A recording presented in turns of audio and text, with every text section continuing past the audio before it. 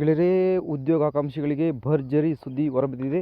Karnataka milk ಫೌಂಡೇಶನ್ನಲ್ಲಿ 55 ಹುದ್ದೆಗಳ ಭರ್ಜರಿ ನೇಮಕಾತಿಗೆ ಅಧಿಸೂಚನೆ ಕೂಡ ಹೊರಬಿದ್ದಿದೆ. ಗೆಳೆಯರೇ, ನೀವಿನ್ನೂ ಹುದ್ದೆಗಳಿಗೆ ಅರ್ಜಿಗಳನ್ನು ಸಲ್ಲಿಸಿದೆ ಅಂದರೆ ದಯವಿಟ್ಟು ವಿಡಿಯೋವನ್ನು ಸ್ಕಿಪ್ ಮಾಡದೆ ಸಂಪೂರ್ಣವಾಗಿ ನೋಡಿ. ಎಲ್ಲ ಒಂದು ಮಾಹಿತಿಯನ್ನು ಈ ಒಂದು ವಿಡಿಯೋದಲ್ಲಿ ತಿಳಿಸ್ತೀನಿ ಸ್ನೇಹಿತರೆ. ಆನ್ಲೈನಲ್ಲಿ ಅರ್ಜಿ ಸಲ್ಲಿಸಲಿಕ್ಕೆ ಕೂಡ ಈಗಾಗಲೇ ಪ್ರಾರಂಭವಾಗಿದೆ.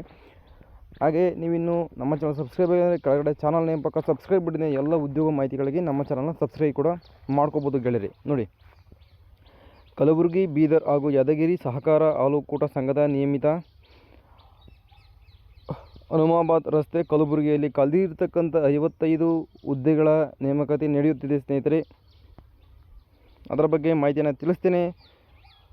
ಸಹಾಯಕ ವ್ಯವಸ್ಥಾಪಕರು 2 ಹುದ್ದೆಗಳು ಖಾಲಿದ್ದು 83,700ರಿಂದ 1,55,200 ರೂಪಾಯಿವರೆಗೂ ಇವರಿಗೆ ಮಂತ್ಲಿ ಸ್ಯಾಲ್ರಿ ಕೂಡ ಇರುತ್ತೆ ಗೆಳೆಯರೇ. ಒಟ್ಟು ಹುದ್ದೆಗಳು 2 ಹುದ್ದೆಗಳು ಖಾಲಿ ಇದ್ದರೆ ಮೀಸಲಾತಿ ವರ್ಗೀಕರಣ ನೋಡಿ, ಪ್ರವರ್ಗ 1 ಮತ್ತು ಪ್ರವರ್ಗ 2ಎಗೆ ಈ ಮೀಸಲಾತಿಗಳನ್ನು ಹೊರಗೆ ಇಟ್ಟಿದ್ದಾರೆ ಸ್ನೇಹಿತರೆ. ಇದಕ್ಕೆ ವಿದ್ಯಾರ್ಹತೆ ನೋಡೋದಾದರೆ ಅಂಗೀಕೃತ ವಿಶ್ವವಿದ್ಯಾಲಯದಿಂದ BVSc ಪದವಿ ಹೊಂದಿರಬೇಕು. ಜೊತೆಗೆ ಕಂಪ್ಯೂಟರ್ ಆಫೀಸ್ ಪ್ಯಾಕೇಜ್ನಲ್ಲಿ ನಿರ್ವಹಣಾ ಜ್ಞಾನ ಹೊಂದಿದ್ದರೆ ಈ ಒಂದು ಸಹಾಯಕ ವ್ಯವಸ್ಥಾಪಕರು ಹುದ್ದೆಗಳಿಗೆ ಅರ್ಜಿಗಳನ್ನು ಸಲ್ಲಿಸಿಕೊಳ್ಳಬಹುದು. ಇನ್ನು ಲೆಕ್ಕಾಧಿಕಾರಿ ಹುದ್ದೆ ಖಾಲಿ ಇರುವ ಹುದ್ದೆಗಳು 1 ಹುದ್ದೆ ಖಾಲಿ ಇದ್ದರೆ ಇವರಿಗೂ ಕೂಡ 69,250 ರೂಪಾಯಿಗಳಿಂದ 1,34,000 ರೂಪಾಯಿವರೆಗೂ ಮಂತ್ಲಿ ಸ್ಯಾಲರಿ ಇರುತ್ತೆ. ಇವರು 1 ಹುದ್ದೆ ಖಾಲಿ ಇದ್ದು ಇದನ್ನು ಸಾಮಾನ್ಯ ವರ್ಗದವರಿಗೆ ಮಹಿಳಾ ಅಭ್ಯರ್ಥಿಯಲ್ಲಿ ಈ ಒಂದು ಹುದ್ದೆಯನ್ನು ಮೀಸಲಿಟ್ಟಿದ್ದಾರೆ ಗೆಳೆಯರೆ. MCom ಸ್ನಾತಕೋತ್ತರ ಪದವಿಯಲ್ಲಿ ಪ್ರಥಮ ದರ್ಜೆಯಲ್ಲಿ ಉತ್ತೀರ್ಣಗೊಂಡಿದ್ದು ವಿದ್ಯಾರ್ಹತೆ ಹೊಂದತಕ್ಕದ್ದು ಮತ್ತು ಭಾರತ ಸರ್ಕಾರದಿಂದ ಮಾನ್ಯತೆ ಪಡೆದ ಸಂಸ್ಥೆಯಿಂದ CA/MCWA ವಿದ್ಯಾರ್ಹತೆ ಹೊಂದಿರುವ ಜೊತೆಯಲ್ಲಿ ಕಂಪ್ಯೂಟರ್ ನಿರ್ವಹಣಾ ಜ್ಞಾನ ಹೊಂದಿದ್ದರೆ ಈ ಒಂದು ಹುದ್ದೆಗೆ ನೀವು ಅರ್ಜಿಗಳನ್ನು ಸಲ್ಲಿಸಿಕೊಳ್ಳಬಹುದು ಸ್ನೇಹಿತರೆ. ಮತ್ತು ಅಂತಾರಾಷ್ಟ್ರೀಯ ಕಂಪನಿಗಳಲ್ಲಿ 3 ವರ್ಷ ಸೇವಾ ಅನುಭವ ಹೊಂದಿರಬೇಕಾಗುತ್ತೆ ಸ್ನೇಹಿತರೆ. ಅಂಥವರು ಲೆಕ್ಕಾಧಿಕಾರಿ ಹುದ್ದೆಗಳಿಗೆ ಅರ್ಜಿಗಳನ್ನು ಸಲ್ಲಿಸಿಕೊಳ್ಳಬಹುದು. ತಾಂತ್ರಿಕ ಅಧಿಕಾರಿ ಹುದ್ದೆಗೆ ಅರ್ಜಿಗಳನ್ನು ಸಲ್ಲಿಸಲಿಕ್ಕೆ ಇದಕ್ಕೆ 1 ಹುದ್ದೆ ಖಾಲಿ ಇದೆ. ವೇತನ ಶ್ರೇಣಿ ನೋಡಿ, 69,200 ರೂಪಾಯಿಗಳಿಂದ 1,34,200 ರೂಪಾಯಿಗಳು ಮಂತ್ಲಿ ಸ್ಯಾಲ್ರಿ ನಿಮಗೆ ಇರುತ್ತೆ. ಒಟ್ಟು 1 ಹುದ್ದೆ ಖಾಲಿ ಇದ್ದು ಇದನ್ನು ಸಾಮಾನ್ಯ ಅಭ್ಯರ್ಥಿಗಳಲ್ಲಿ ವಿಶೇಷಚೇತನ ಅಭ್ಯರ್ಥಿಗಳಿಗೆ ಈ ಒಂದು ಹುದ್ದೆಯನ್ನು ಮೀಸಲಿಟ್ಟಿದ್ದಾರೆ ಸ್ನೇಹಿತರೆ. ಭಾರತದ ವಿದ್ಯಾರ್ಹತೆ ನೋಡೋದಾದರೆ BTech ಅಥವಾ BSc ಪದವಿ ಹೊಂದಿರಬೇಕು. ಜೊತೆಗೆ ಬೃಹತ್ ಕೈಗಾರಿಕೋದ್ಯಮ, ಡೇರಿ ಅಥವಾ ಆಹಾರ ಮಾಧ್ಯಮ ಅಥವಾ ಇತರೆ ಹಾಲು ಒಕ್ಕೂಟದಲ್ಲಿ ಕನಿಷ್ಠ 2 ವರ್ಷಗಳ ಸೇವಾ ಅನುಭವ ಹೊಂದಿದ್ದರೆ, ಕಂಪ್ಯೂಟರ್ ಆಫೀಸ್ ಪ್ಯಾಕೇಜ್ನಲ್ಲಿ ನಿರ್ವಹಣಾ ಜ್ಞಾನ ಹೊಂದಿದ್ದರೆ ಹುದ್ದೆಗೆ ಅರ್ಜಿಗಳನ್ನು ಇಲ್ಲಿ ನೀವು ಸಲ್ಲಿಸ್ಕೊಳ್ಬೋದು ಸ್ನೇಹಿತರೆ. ಇನ್ನು ಹಿರಿಯ ಕೆಮಿಸ್ಟ್ ಹುದ್ದೆಗೆ ಅರ್ಜಿಗಳನ್ನು ಸಲ್ಲಿಸಲಿಕ್ಕೆ ನೇಮಕಾತಿ ನಡೆಯುತ್ತಿದೆ. ಖಾಲಿ ಇರುವ ಹುದ್ದೆಗಳ ಸಂಖ್ಯೆ 1 ಆಗಿರುತ್ತೆ. ವೇತನ ಶ್ರೇಣಿ ನೋಡೋದಾದರೆ 65,950 ರೂಪಾಯಿಗಳಿಂದ 1,24,900 ರೂಪಾಯಿಗಳು ಮಂತ್ಲಿ ಸ್ಯಾಲರಿ ಸಿಗುತ್ತೆ ಗೆಳೆಯರೆ. ಇದನ್ನು ಪ್ರವರ್ಗ 1ರಲ್ಲಿ ಇತರೆಯಲ್ಲಿ 1 ಹುದ್ದೆಗಳನ್ನು ಮೀಸಲಿಟ್ಟಿದ್ದಾರೆ ಸ್ನೇಹಿತರೆ. ವಿದ್ಯಾರ್ಹತೆ ನೋಡೋದಾದರೆ BSc ಆದವರು, ಅನಲಿಸ್ಟ್ ಆದವರು, ಕೆಮಿಸ್ಟ್, ಬೃಹತ್ ಕೈಗಾರಿಕೋದ್ಯಮ ಪ್ರಯೋಗಶಾಲೆಯಲ್ಲಿ ಕೆಲಸ ಮಾಡಿದಂಥ ಅಭ್ಯರ್ಥಿಗಳು, ಕಂಪ್ಯೂಟರ್ ಜ್ಞಾನ ಹೊಂದಿರತಕ್ಕಂಥ ಅಭ್ಯರ್ಥಿಗಳು ಈ ಒಂದು ಹುದ್ದೆಗೆ ಅರ್ಜಿಗಳನ್ನು ಸಲ್ಲಿಸಿಕೊಳ್ಳಬಹುದು ಗೆಳೆಯರೆ. ಡೇರಿ ಸೂಪರ್ವೈಸರ್ ಹುದ್ದೆಗೆ ಡೇರಿ ಸೂಪರ್ವೈಸರ್ ದರ್ಜೆ 2ಅಲ್ಲಿ ಹುದ್ದೆ ಖಾಲಿ ಇದೆ. ಅದು ಖಾಲಿ ಇರತಕ್ಕಂಥ ಹುದ್ದೆಗಳು 5 ಹುದ್ದೆಗಳು ಖಾಲಿ ಇದ್ದರೆ ಮಂತ್ಲಿ ಸ್ಯಾಲ್ರಿ ನೋಡೋದಾದರೆ ವೇತನ ಶ್ರೇಣಿ ರೂಪಾಯಿಗಳಂತೆ 54,175 ರೂಪಾಯಿಗಳಿಂದ 99,400 ರೂಪಾಯಿಗಳಿಗೂ ಮಂತ್ಲಿ ಸ್ಯಾಲ್ರಿ ಸಿಗುತ್ತೆ ಗೆಳೆಯರೆ. ಮೀಸಲಾತಿ ವರ್ಗೀಕರಣ ನೋಡಿ, ಮೆಕ್ಯಾನಿಕಲಲ್ಲಿ 2 ಹುದ್ದೆಗಳು ಖಾಲಿ ಇವೆ. ಎಲೆಕ್ಟ್ರಿಷಿಯನ್ 1 ಹುದ್ದೆ, ಇನ್ನು ಏರ್ ಕಂಡೀಷನಲ್ಲಿ 1 ಹುದ್ದೆ ಖಾಲಿದೆ ಗೆಳೆಯರೆ. ನೀವು ಯಾವ್ದಿಷ್ಟ ಬರ್ತೋ ಅದಕ್ಕೆ ಇಲ್ಲಿ ಡೈರಿ ಸೂಪರ್ವೈಸರ್ ದರ್ಜೆ 2ಅಲ್ಲಿ ಅರ್ಜಿಗಳನ್ನು ಸಲ್ಲಿಸ್ಬೋದು ಸ್ನೇಹಿತರೆ. ಮೀಸಲಾತಿ ವರ್ಗೀಕರಣವನ್ನು ಮಾಡಿದ್ದರೆ ಪ್ರವರ್ಗ 2Bಯಲ್ಲಿ ಗ್ರಾಮೀಣ ಅಭ್ಯರ್ಥಿಗಳಿಗೆ 1 ಹುದ್ದೆಗಳು, 2Bನಲ್ಲಿ ಇತರೆಯಲ್ಲಿ 1, ಪ್ರವರ್ಗ 2Aಗೆ ಮಹಿಳಾ ಅಭ್ಯರ್ಥಿಗೆ 1, ಸಾಮಾನ್ಯದಲ್ಲಿ ಇತರೆಗೆ 1 ಹುದ್ದೆ ಖಾಲಿವೆ ಸ್ನೇಹಿತರೆ. ಇನ್ನು ಕಲ್ಯಾಣ ಕರ್ನಾಟಕ ಸ್ಥಳೀಯ ವೃಂದ ಮೀಸಲಾತಿ ಹುದ್ದೆ 1 ಹುದ್ದೆ ಖಾಲಿದೆ. ಸಿವಿಲಲ್ಲಿ 1 ಹುದ್ದೆ ಖಾಲಿದೆ ನೋಡಿ. ಒಟ್ಟು ಹುದ್ದೆಗಳ ಸಂಖ್ಯೆ 1. ಪರಿಶಿಷ್ಟ ಪಂಗಡಕ್ಕೆ ಈ ಒಂದು ಹುದ್ದೆಯನ್ನು ಮೀಸಲಿಟ್ಟಿದ್ದಾರೆ ಗೆಳೆಯರೆ. ವಿದ್ಯಾರ್ಹತೆ ನೋಡೋದಾದರೆ ಮೆಕ್ಯಾನಿಕಲ್, ಎಲೆಕ್ಟ್ರಿಷಿಯನ್, ರಿಫ್ರಿಜರೇಷನ್, ಸಿವಿಲ್ ಡಿಪ್ಲೊಮಾ ಮಾಡಿದವರು ಈ ಒಂದು ಹುದ್ದೆಗೆ ನೀವು ಅರ್ಜಿಗಳನ್ನು ನೀವು ಸಲ್ಲಿಸಿಕೊಳ್ಳಬಹುದು ಅಂತಲೇ ಇಲ್ಲಿ ಮಾಹಿತಿಯನ್ನು ನೀಡಿದ್ದಾರೆ ಸ್ನೇಹಿತರೆ. ಡಿಪ್ಲೊಮಾದಲ್ಲಿ ಮೆಕ್ಯಾನಿಕಲ್, ಎಲೆಕ್ಟ್ರಿಕಲ್, ರಿಫ್ರಿಜರೇಷನ್, ಸಿವಿಲ್ ಮಾಡಿದವರು ಹುದ್ದೆಗೆ ಅರ್ಜಿಗಳನ್ನು ಸಲ್ಲಿಸ್ಬೋದು. ವಿಸ್ತರಣಾಧಿಕಾರಿ ದರ್ಜೆ 3ಯಲ್ಲಿ 13 ಹುದ್ದೆಗಳು ಖಾಲಿ ಇದ್ದರೆ ವೇತನ ಶ್ರೇಣಿ ರು 54,175 ರೂಪಾಯಿಗಳಿಂದ 99,400 ರೂಪಾಯಿಗಳು ಮಂತ್ಲಿ ಸ್ಯಾಲರಿ ಸಿಗತ್ತೆ ಗೆಳೆಯರೆ. ಒಟ್ಟು 10 ಹುದ್ದೆಗಳು ಖಾಲಿ ಇವೆ. ವಿಸ್ತರಣಾಧಿಕಾರಿ ದರ್ಜೆ 2 10 ಹುದ್ದೆಗಳು ಖಾಲಿ ಇವೆ ಸ್ನೇಹಿತರೆ. ಮೀಸಲಾತಿ ವರ್ಗೀಕರಣ ಈ ರೀತಿ ಇದೆ ನೋಡಿ. ಸಾಮಾನ್ಯ ಅಭ್ಯರ್ಥಿಗಳಲ್ಲಿ ಮಹಿಳಾ ಅಭ್ಯರ್ಥಿಗೆ 3, ಗ್ರಾಮೀಣ ಅಭ್ಯರ್ಥಿಗೆ 1, ಮಾಜಿ ಸೈನಿಕರಿಗೆ 1, ಪರಿಶಿಷ್ಟ ಜಾತಿ ಎಯಲ್ಲಿ ಮಹಿಳಾ ಅಭ್ಯರ್ಥಿಗೆ 1, ಪರಿಶಿಷ್ಟ ಜಾತಿ ಸಿಯಲ್ಲಿ ಇತರೆಗೆ 1, ಪ್ರವರ್ಗ 2ಎನಲ್ಲಿ ಗ್ರಾಮೀಣ ಅಭ್ಯರ್ಥಿಗೆ 1 ಹುದ್ದೆ ಖಾಲಿದೆ. ಪ್ರವರ್ಗ 3ಎನಲ್ಲಿ ಇತರೆಯಲ್ಲಿ 1 ಹುದ್ದೆ ಖಾಲಿದೆ. ಪ್ರವರ್ಗ 3ಬಿನಲ್ಲಿ ಇತರೆ ಹುದ್ದೆಗೆ 1 ಹುದ್ದೆ ಖಾಲಿವೆ ಗೆಳೆಯರೆ. ಸರಿನಾ? ಇನ್ನು ವಿಸ್ತರಣಾಧಿಕಾರಿ ದರ್ಜೆ 3 ನೋಡಿ. ಕಲ್ಯಾಣ ಕರ್ನಾಟಕ ಸ್ಥಳೀಯ ವೃಂದ ಮೀಸಲಾತಿ 3 ಹುದ್ದೆಗಳು ಮೀಸಲಿಟ್ಟಿದ್ದಾರೆ. ಸಾಮಾನ್ಯದಲ್ಲಿ ಮಹಿಳಾ ಅಭ್ಯರ್ಥಿಗೆ 1, ಗ್ರಾಮೀಣ ಅಭ್ಯರ್ಥಿಗೆ 1, ಪ್ರವರ್ಗ 1ರಲ್ಲಿ ಇತರೆಗೆ 1 ಹುದ್ದೆ ಖಾಲಿವೆ ಸ್ನೇಹಿತರೆ. ವಿದ್ಯಾರ್ಹತೆ ಭಾರತದಲ್ಲಿ ಕಾನೂನು ರೀತಿಯ ಸ್ಥಾಪಿತವಾದ ಮಾನ್ಯತೆ ಪಡೆದ ವಿಶ್ವವಿದ್ಯಾಲಯದ ಯಾವುದೇ ಪದವಿಯಲ್ಲಿ ಪ್ರಥಮ ದರ್ಜೆಯಲ್ಲಿ ಉತ್ತೀರ್ಣರಾಗಿರಬೇಕು ಮತ್ತು ಕಂಪ್ಯೂಟರ್ ಆಫೀಸ್ ಪ್ಯಾಕೇಜ್ನಲ್ಲಿ ನಿರ್ವಹಣಾ ಜ್ಞಾನ ಹೊಂದಿರಬೇಕಾಗುತ್ತೆ ಸ್ನೇಹಿತರೆ. ಡಿಗ್ರಿ ಮುಗಿದು ಕಂಪ್ಯೂಟರ್ ಜ್ಞಾನ ಹೊಂದಿದರೆ ಈ ಒಂದು ಕಲ್ಯಾಣ ಕರ್ನಾಟಕ ಸ್ಥಳೀಯ ವೃಂದ ಮೀಸಲಾತಿಗೆ ನೀವು ಅರ್ಜಿಗಳನ್ನು ಸಲ್ಲಿಸ್ಬೋದು ಸ್ನೇಹಿತರೆ. ಇನ್ನು ಆಡಳಿತ ಸಹಾಯಕ ದರ್ಜೆ 3 ಒಟ್ಟು 5 ಹುದ್ದೆಗಳು, ಟೋಟಲಾಗಿ 6 ಹುದ್ದೆ ಖಾಲಿದೆ. ಅದನ್ನು ಡಿವೈಡ್ ಮಾಡಿ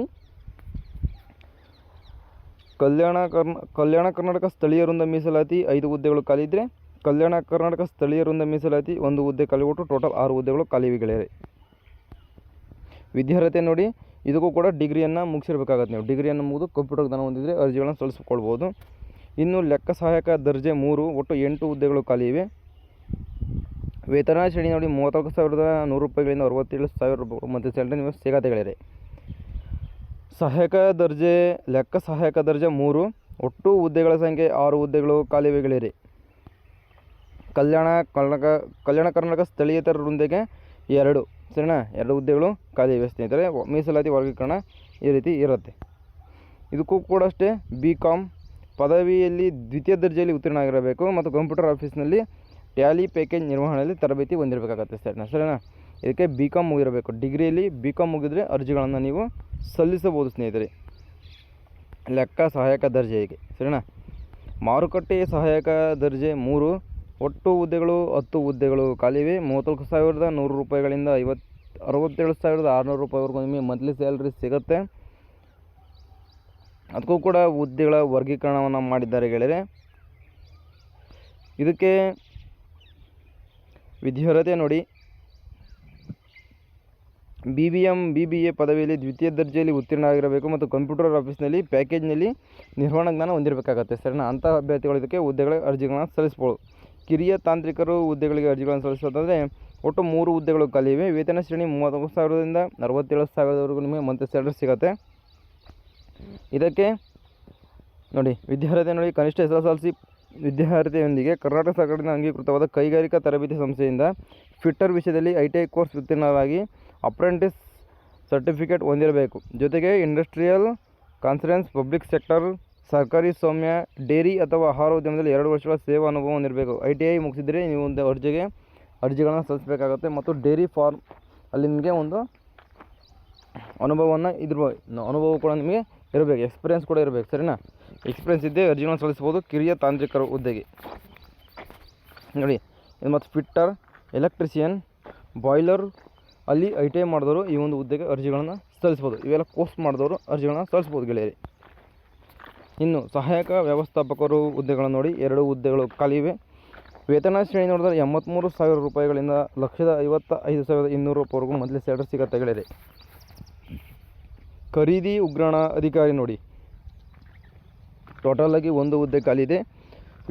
ಇದಕ್ಕೆ ಮಂತ್ಲಿ ಸ್ಯಾಲ್ರಿ ನೋಡಿ, ವೇತನ ಶ್ರೇಣಿ 69,000ದಿಂದ 1,34,000ವರೆಗೂ ಮಂತ್ಲಿ ಸ್ಯಾಲ್ರಿ ಸಿಗುತ್ತೆ ಗೆಳೆಯರಿ. ಇನ್ನು ವಿದ್ಯಾರ್ಹತೆ ನೋಡಿ, ಅಂಗೀಕೃತ ವಿಶ್ವವಿದ್ಯಾಲಯದಿಂದ ಪ್ರಥಮ ದರ್ಜೆಯಲ್ಲಿ BCom BBM ಪದವಿಯೊಂದಿಗೆ 1 ವರ್ಷದ PGDMM ಅಥವಾ MBA ಜೊತೆಗೆ ಬೃಹತ್ ವ್ಯವಹಾರೋದ್ಯಮ, ಡೇರಿ ಅಥವಾ ಆಹಾರೋದ್ಯಮ ಇತರೆ ಹಲವು ಕೊಡದ ಕನಿಷ್ಠ 2 ವರ್ಷಗಳ ಸೇವಾ ಅನುಭವದೊಂದಿಗೆ ಕಂಪ್ಯೂಟರ್ ಆಫೀಸ್ನಲ್ಲಿ ಜ್ಞಾನವನ್ನು ಹೊಂದಿರಬೇಕಾಗುತ್ತೆ. ಅಂಥ ಅಭ್ಯರ್ಥಿಗಳು ಈ ಒಂದು ಹುದ್ದೆಗೆ ಅರ್ಜಿಗಳನ್ನು ಸಲ್ಲಿಸ್ಬೋದು ಸ್ನೇಹಿತರೆ. ಹಿರಿಯ ಕೆಮಿಸ್ಟ್ ಹುದ್ದೆ ಖಾಲಿ ಇದೆ. ಹಿರಿಯ ಕೆಮಿಸ್ಟ್ ಹುದ್ದೆ ಒಂದು ಹುದ್ದೆ ಖಾಲಿ ಇದ್ದರೆ ಇವರಿಗೆ ವೇತನ ಶ್ರೇಣಿ ನೋಡಿ 65,950 ರೂಪಾಯಿಗಳಿಂದ 1,24,000ವರೆಗೂ ಮಂತ್ಲಿ ಸ್ಯಾಲ್ರಿ ಸಿಗ್ತಾ ಹೋಗುತ್ತೆ. ಇದಕ್ಕೆ ವಿದ್ಯಾರ್ಹತೆ ನೋಡೋದಾದರೆ ಅಂಗೀಕೃತ ವಿಶ್ವವಿದ್ಯಾಲಯದಿಂದ ಪ್ರಥಮ ದರ್ಜೆಯಲ್ಲಿ BSc ಕೆಮಿಸ್ಟ್ ಮೈಕ್ರೋಲಜಿ ಪದವಿಯೊಂದಿಗೆ ಲ್ಯಾಬ್ ಅಸಿಸ್ಟೆಂಟ್ ಅನಾಲಿಸ್ಟಿಸ್ಟ್ ಕೆಮಿಸ್ಟ್ ಆಗಿ ಬೃಹತ್ ಕೈಗಾರಿಕೋದ್ಯಮ ಪ್ರಯೋಗಶಾಲೆಯಲ್ಲಿ 2 ವರ್ಷಗಳ ಅನುಭವ ಇರಬೇಕು. ಕಂಪ್ಯೂಟರ್ ನಿರ್ವಹಣಾ ಜ್ಞಾನ ಹೊಂದಿರಬೇಕಾಗತ್ತೆ ಗೆಳೆಯರೆ. ಇನ್ನು ಹಿರಿಯ ತಾಂತ್ರಿಕರು ಹುದ್ದೆಗೆ ಅರ್ಜಿಗಳನ್ನು ಕರೆಯಲಾಗಿದೆ ಸ್ನೇಹಿತರೆ. ಇವರಿಗೆ ಒಂದು ಹುದ್ದೆ ಖಾಲಿ ಇದೆ. ವಿದ್ಯಾರ್ಹತೆ ನೋಡಿ ಮತ್ತು ವೇತನ ಶ್ರೇಣಿ ನೋಡೋದಾದರೆ 34,000 ರೂಪಾಯಿಗಳಿಂದ 67,000 ರೂಪಾಯಿಗಳಿಗೂ ಮಂತ್ಲಿ ಸ್ಯಾಲ್ರಿ ಸಿಗ್ತಾ ಹೋಗುತ್ತೆ. ನೀವು ವಿದ್ಯಾರ್ಹತೆ ನೋಡಿದ್ರೆ SLC ವಿದ್ಯಾರ್ಥಿಯೊಂದಿಗೆ ಕರ್ನಾಟಕ ಸರ್ಕಾರ ಅಂಗೀಕೃತವಾದ ITIಯಲ್ಲಿ ನೀವು MRAC ವಿಷಯದಲ್ಲಿ ITI ಕೋರ್ಸಲ್ಲಿ ಉತ್ತೀರ್ಣರಾಗಿ ಅಪ್ರೆಂಟಿಸ್ ಸರ್ಟಿಫಿಕೇಟ್ ಹೊಂದಿರಬೇಕಾಗುತ್ತೆ. ಜೊತೆಗೆ ಇಂಡಸ್ಟ್ರಿಯಲ್ ಕನ್ಸಲ್ಟೆನ್ಸಿ ಪಬ್ಲಿಕ್ ಸೆಕ್ಟರ್ ಅಲ್ಲಿ ನೀವು 2 ವರ್ಷಗಳ ಸೇವಾ ಅನುಭವವನ್ನು ನೀವು ಹೊಂದಿರಬೇಕು. ಇನ್ನು ವಿಶೇಷ ಮಾಹಿತಿ ನೋಡಿ, ಒಕ್ಕೂಟದಲ್ಲಿ ಖಾಲಿ ಇರುವ ಈ ಮೇಲಿನ ಹುದ್ದೆಗಳನ್ನು ಭರ್ತಿ ಮಾಡುವ ಸಂಬಂಧ ನೇಮಕಾತಿ ಪ್ರಕ್ರಿಯೆಯೇ ಪೂರ್ಣ ವಿವರಗಳನ್ನು ಒಕ್ಕೂಟದ ಜಾಲತಾಣದಿಂದ ವೆಬ್ಸೈಟ್ನಲ್ಲಿ ಮತ್ತು ಈ ಒಂದು ಬ್ಯಾಕ್ಲಾಗ್ ಹುದ್ದೆಗಳಿಗೆ ಪಡೆದು ಅರ್ಜಿಗಳನ್ನು ತಕ್ಷಣಿಕ ಸೇವೆಯ ಆನ್ಲೈನ್ ಮೂಲಕವೇ ಅರ್ಜಿಗಳನ್ನು ಸಲ್ಲಿಸಬೇಕು. ನೋಡಿ, ಯಾವುದೇ ರೀತಿಯಾಗಿ ಆಫ್ಲೈನ್ ಮೂಲಕ ಅರ್ಜಿಗಳನ್ನು ಸಲ್ಲಿಸಲಿಕ್ಕೆ ಇಲ್ಲಿ ಅವಕಾಶ ಕೊಟ್ಟಿಲ್ಲ. ಆನ್ಲೈನ್ ಮೂಲಕ ನೀವು ಅರ್ಜಿಗಳನ್ನು ನೀವು ಸಲ್ಲಿಸ್ಕೊಳ್ಬೋದು ಅಂತ ಮಾಹಿತಿಯನ್ನು ನೀಡಿದ್ದಾರೆ. ಅಭ್ಯರ್ಥಿಗಳು ಭಾರತೀಯ ನಾಗರಿಕರಾಗಿದ್ದು ಅರ್ಜಿಗಳನ್ನು ಸಲ್ಲಿಸಿಕೊಳ್ಬೋದು. ಕಾರಣಾಂತರಗಳಿಂದ ಈ ನೇಮಕಾತಿಯು ರದ್ದಾದಲ್ಲಿ ಅರ್ಜಿ ಶುಲ್ಕವನ್ನು ವಾಪಸ್ ಮಾಡಲಾಗುವುದಿಲ್ಲ. ನೋಡಿ ಏನೇನು ಮಾಡ್ತಾರೆ ಅಂತ ನೋಡಿ. ಈ ಅರ್ಜಿ ಏನಾದರೂ ರದ್ದಾದರೂ ಕೂಡ ನಿಮ್ಮ ಶುಲ್ಕವನ್ನು ವಾಪಸ್ ನೀಡೋದಿಲ್ಲ ಅಂತೇಳಿ ಕೊಟ್ಟಿದ್ದಾರೆ. ಮತ್ತು ಯಾರಾದರೂ ಆಸಕ್ತಿಯುತ ಅಭ್ಯರ್ಥಿಗಳು ಆನ್ಲೈನ್ನಲ್ಲಿ ಅರ್ಜಿಗಳನ್ನು ಸಲ್ಲಿಸಿಕೊಳ್ಳುವುದು ಈಗಾಗಲೇ ಅರ್ಜಿ ಸಲ್ಲಿಸಲಿಕ್ಕೆ ದಿನಾಂಕಗಳು ಶುರುವಾಗಿದೆ. ಇನ್ನು ಶುಲ್ಕ ಪಾವತಿ ನೋಡಿ, ಸಾಮಾನ್ಯ ಅರ್ಹತೆಯ ಮತ್ತು ಇತರೆ ವರ್ಗದ ಅಭ್ಯರ್ಥಿಗಳಿಗೆ ಪಾವತಿಸಬೇಕು ಅರ್ಜಿ ಶುಲ್ಕ 1,000 ರೂಪಾಯಿಗಳು ಇದೆ. ಪರಿಶಿಷ್ಟ ಜಾತಿ ಪರಿಶಿಷ್ಟ ಜಾತಿ ಎ, ಪರಿಶಿಷ್ಟ ಜಾತಿ ಬಿ, ಪರಿಶಿಷ್ಟ ಜಾತಿ ಸಿ, ಪರಿಶಿಷ್ಟ ಪಂಗಡ ಪ್ರವರ್ಗ 1 ಹಾಗೂ ವಿಕಲಚೇತನ ಅಭ್ಯರ್ಥಿಗಳು ಪಾವತಿಸಬೇಕಾದ ಅರ್ಜಿ ಶುಲ್ಕ 500 ರೂಪಾಯಿ ಇದೆ ಸ್ನೇಹಿತರೆ. ಸರಿನಾ? ಸಾಮಾನ್ಯ ಅಭ್ಯರ್ಥಿಗಳಿಗೆ 1,000, ಇನ್ನು ಪರಿಶಿಷ್ಟ ಜಾತಿ ಪರಿಶಿಷ್ಟ ಪಂಗಡದವರಿಗೆ 500 ರೂಪಾಯಿ ಇಲ್ಲಿ ಶುಲ್ಕವನ್ನು ಇಟ್ಟಿದ್ದಾರೆ ಗೆಳೆಯರೆ.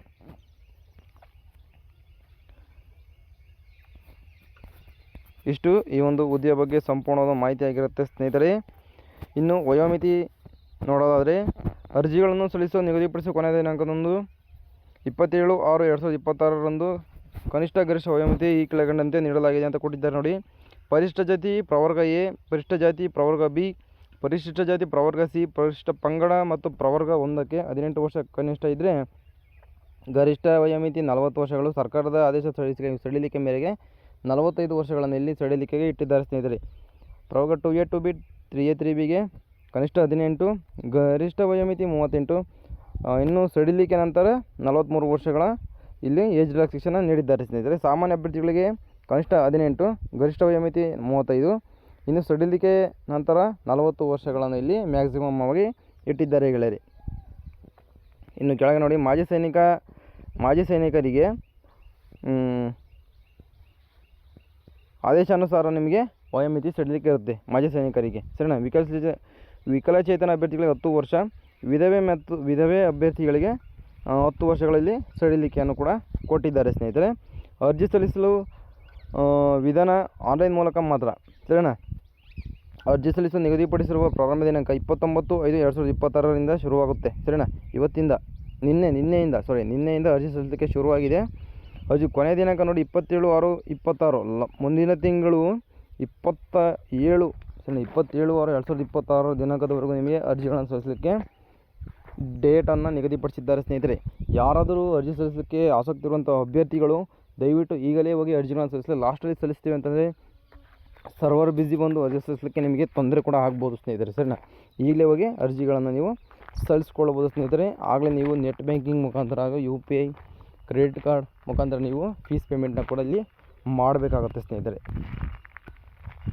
ಆಯ್ಕೆ ವಿಧಾನ ನೋಡಿ, ಆಯ್ಕೆ ವಿಧಾನ ನೋಡೋದಾದರೆ ಎಕ್ಸಾಮ್ ಕೂಡ ಇರುತ್ತೆ ಸ್ನೇಹಿತರೆ. ನಿಮಗೆ ಕರ್ನಾಟಕ ಸರ್ಕಾರ ಸಹಕಾರ ನಿಯಮಗಳ ಲಿಖಿತ ಪರೀಕ್ಷೆಯನ್ನು ಒಟ್ಟು ಕೆಳಕಂಡ 200 ಅಂಕಗಳಿಗೆ ಏರ್ಪಡಿಸಲಾಗಿದೆ ಅಂತ ಕೊಟ್ಟಿದ್ದಾರೆ ನೋಡಿ.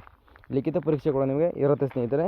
ಕನ್ನಡ ಭಾಷೆ, ಆಂಗ್ಲ ಭಾಷೆಗೆ, ಸಾಮಾನ್ಯ ಜ್ಞಾನ, ಸಹಕಾರಿ ಕಾನೂನು ಮತ್ತು ಕಂಪ್ಯೂಟರ್ ವಿಷಯಕ್ಕೆ ಸಂಬಂಧಿಸಿದಂತೆ ಭಾರತೀಯ ಸಂವಿಧಾನ ಮತ್ತು ಹಾಲು ಒಕ್ಕೂಟಕ್ಕೆ ಸಂಬಂಧಿಸಿದಂತೆ ಸಮಾಜಯುಕ್ತ ಚಟುವಟಿಕೆ ಮತ್ತು ವಸ್ತುನಿಷ್ಠ ವಿಷಯಗಳ ಮೇಲೆ ನಿಮಗೆ ಪ್ರಶ್ನೆಗಳು ಸಿಗುತ್ತೆ. ಒಟ್ಟು 200 ಅಂಕಗಳಿಗೆ ನಿಮಗೆ ಎಕ್ಸಾಮ್ ಕೂಡ ಇಲ್ಲಿ ಇರುತ್ತೆ ಗೆಳೆಯರೆ.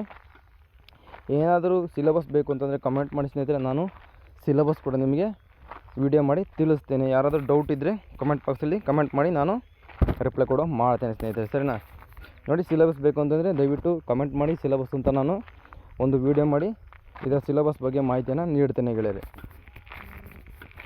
ಇಷ್ಟು ಈ ಒಂದು ಹುದ್ದೆ ಬಗ್ಗೆ ಸಂಪೂರ್ಣವಾದ ಮಾಹಿತಿ ಆಗಿತ್ತು. ಯಾರಾದರೂ ವಿಡಿಯೋ ಇಷ್ಟವಾದರೆ ಲೈಕ್ ಮಾಡಿ, ಹಾಗೆ ಚಾನಲ್ ಸಬ್ಸ್ಕ್ರೈಬ್ ಆದರೆ ಕೆಳಗಡೆ ಚಾನಲ್ ನೇಮ್ ಬಗ್ಗೆ ಸಬ್ಸ್ಕ್ರೈಬ್ ಮಾಡಿದೆ, ದಯವಿಟ್ಟು ಸಬ್ಸ್ಕ್ರೈಬ್ ಮಾಡ್ಕೊಂಡು ವಿಡಿಯೋ ನೋಡಿದ್ರೆ ನಾವು ಆಗ್ತಕ್ಕಂಥ ಎಲ್ಲ ಉದ್ಯೋಗ ಮಾಹಿತಿಗಳು ನಿಮಗೆ ನೋಟಿಫಿಕೇಶನ್ ಮುಖಾಂತರ ತಲುಪುತ್ತೆ ಗೆಳೆಯರೆ. ಸಿಗ್ತೀನಿ ಮುಂದಿನ ವಿಡಿಯೋದಲ್ಲಿ.